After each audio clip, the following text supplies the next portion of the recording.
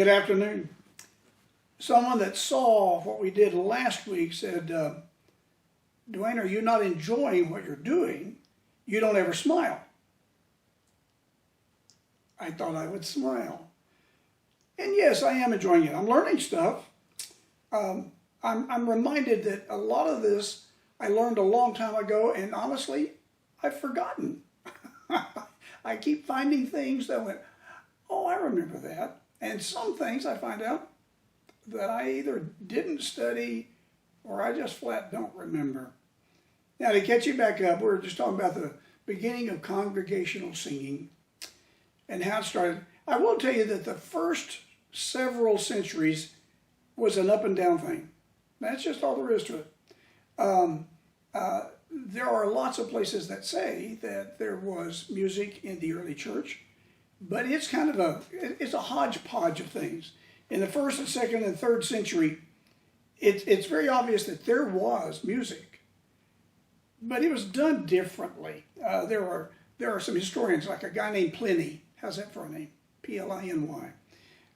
And he talks about singing at dawn.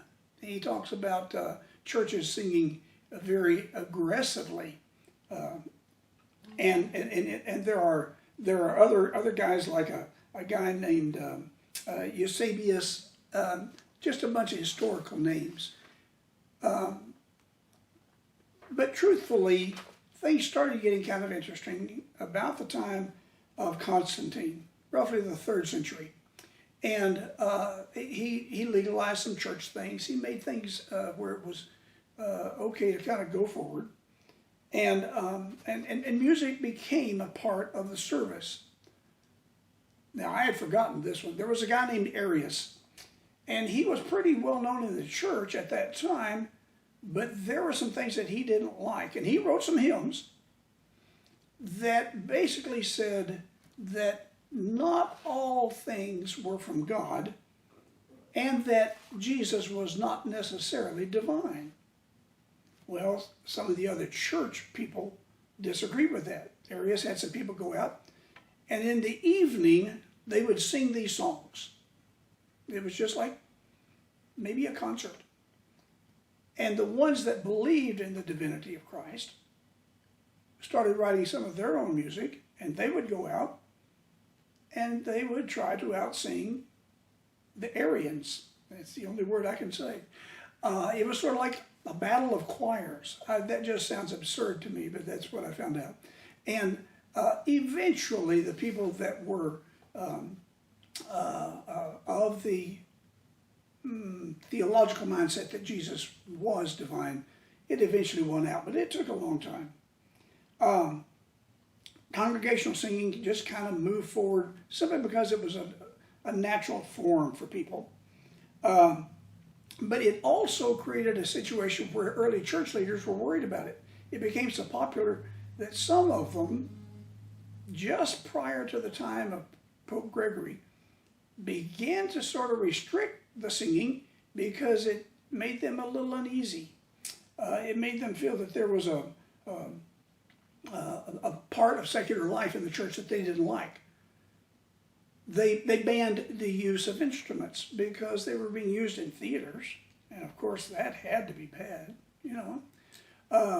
So there were no instruments, and the congregational singing just kind of went down. About the time of Gregory, which was roughly in the 500s, 6th century, he put together what we now know as the Gregorian chant. He made things become a little bit more formal, and the only people that could actually sing it, though, were people that were allowed to sing from the ambo. That's a real old word for a pulpit. Okay, if you were a person that was on the ambo, you could sing, but if you weren't, you couldn't. And the Gregorian chant, as many of you have learned, is very formal. It's very, very specific, based mostly on psalms, and was also very restrictive in that the congregation couldn't sing it. So they started getting quiet again. And during the Middle Ages, that sort of was the norm for a long time. For the next several hundred years, congregations were very, very quiet. Most of the music actually came from trained, and in some cases trained choirs, but mostly from the priesthood. And that will get us to the next time we talk about this, which gets us into Martin Luther and all the people that made the huge changes going into congregational singing. Which, by the way, I will say one more time, I miss ours. Now, the two hymns that we're doing for this Sunday service are again, as I mentioned earlier, a kind of a combination. Like the Murmur of a Dove song, the text came from a guy by the name of Carl Dahl, who is still teaching, and was written somewhere around 1982 or something like that. The tune itself came from an English composer roughly about 1937, a guy by the name of Peter Cutts. So we've got a combination there. The second hymn for today is one that is very familiar, but the words came for a different reason. The tune itself is called Crimser, named by a guy named Edward Crimser, but he didn't write it. He found it in about the mid-1800s. It was a tune that was basically, came out of Holland, out of the Dutch need for independence. And it was written roughly in the late 17th century. And the text itself was written by a guy named, the English version of it, written by a guy named Baker. And the text talks about oppression and suppression. If you remember the words of "we gather together to ask the Lord's blessing," and you get down into some of the verses, it has a fairly difficult text to follow in some ways.